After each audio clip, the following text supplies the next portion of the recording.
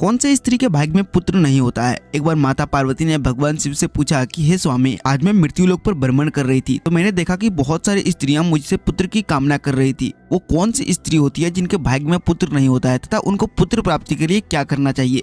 भगवान शिव पार्वती से कहते हैं कि हे पार्वती, इस कथा को तुम ध्यान से सुनना और समझना। जो भी इस कथा को ध्यान से समझता है उसे पुत्र की प्राप्ति अवश्य होती है। भगवान शिव कहते हैं कि हे पार्वती, चोलापुर नगर में एक सेठ के 2 बेटे थे। उन दोनों बेटों की शादी हो चुकी थी और सेठ के बड़े बेटे की बहू को एक बेटा था और छोटे बेटे की बहू को एक पुत्री प्राप्त थी। सेठ की पत्नी पुत्र को लेकर हमेशा अपनी छोटी बहू को ताना मारती रहती थी और उसकी छोटी बहू हमेशा ताना सुनती रहती थी। वो स्वभाव से बड़ी ही सुशील थी। एक दिन उसकी सास सुबह मंदिर जा रही थी। उसने छोटी बहू को खाना बनाकर रखने को कहा। जैसे उसके सास वहाँ से बाहर निकली वैसे एक साधु दरवाजे पर आ गया और मांडवी से भोजन कराने को कहने लगा। तब उसने सोचा कि अगर मेरी सास मुझे डांटेगी तो मैं कह दूंगा कि मैंने अपने हिस्से का भोजन साधु को कराया है और खुद भूखा रह लूंगी। दोस्तों, पार्ट 2 के लिए वीडियो को लाइक